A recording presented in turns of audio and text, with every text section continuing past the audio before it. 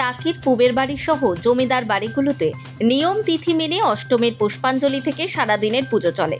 দেশ বিদেশের পর্যটকরা ভিড় জমিয়েছেন ঠাকুর দালানে।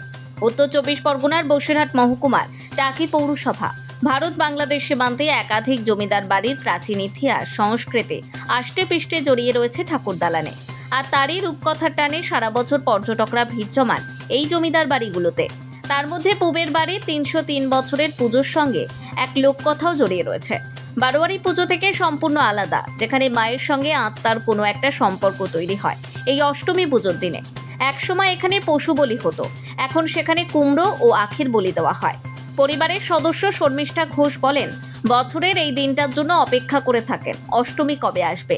সকাল থেকে পুজো, পুষ্পাঞ্জলি, বলি, ভোগ, নারকেল নাড়ু, খই দিয়ে মাকে ভোগ বিতরণ করা হয়। সকাল 9টা থেকে বহু মানুষ এসেছেন এখানে পুষ্পাঞ্জলি দিতে, এলাকার মানুষ এবং এলাকার বাইরে থেকেও প্রচুর মানুষ, বসিরহাট, হাসনাবাদ থেকেও মানুষ আসেন এখানে। কারণ যেহেতু এটা বাড়ির পুজো এবং বাড়ির পুজো বলে শুধু নয়, এটা যেহেতু আমাদের একটা অতি প্রাচীন পুজো এবং এর একটা আলাদা মাহাত্ম্য রয়েছে, সেই জন্য সবাই এসেছে এখানে।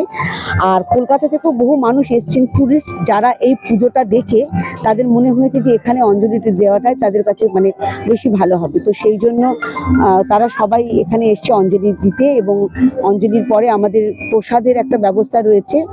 আমাদের আজকে দর্শনার্থীদের জন্য সারাদিন ভোগের ব্যবস্থা রয়েছে, পোলাও, আলুর দম এবং মিষ্টি। যত দর্শনার্থী আসবে তারা প্রত্যেকে এই প্রসাদ পাবে। পুষ্পাঞ্জলি, মায়ের পুজো দেখতে, অন্যদিকে বলিদানের মঞ্চ দেখতে আট থেকে 80 সবাই ভিড় জমিয়েছেন পুবের বাড়িতে। আমরা মূলত এসেছি কলকাতা থেকে। তো গত বছর এসেছিলাম। এই রাজবাড়ি ঐতিহ্যপূর্ণ, আর আমাদের খুব ইচ্ছা ছিল এটা আরেকবার আসার। কারণ এরা আমার দুজন বন্ধু, রিয়া, সম্প্রীত, ওদেরকে নিয়ে এসেছি। কারণ মনে হচ্ছিল যে এত সুন্দর এখানে দুর্গা পুজো হয়, সেটা শুধু আমি দেখবো কেন, আমার যারা খুব ক্লোজ ফ্রেন্ড আছে তাদেরকেও দেখাই। তো আমাদের মূলত উদ্দেশ্য হচ্ছে এখানে সাথে অঞ্জলি দেওয়া। তো মা দুর্গার অঞ্জলি দিয়ে আমাদের ইচ্ছা আছে যে আমাদের যে এখানে দুই বাংলার যে বর্ডার এরিয়া, সেখানে ইছামতির নদীর ধারে যাওয়া, এবং তারপরে আরো যেখানে ঐতিহ্যপূর্ণ রাজবাড়িগুলো রয়েছে। একদিকে মেলা, অন্যদিকে বিভিন্ন বিনোদন সাংস্কৃতিক উৎসবে মেতে ওঠেন দর্শনার্থী থেকে পর্যটকরা।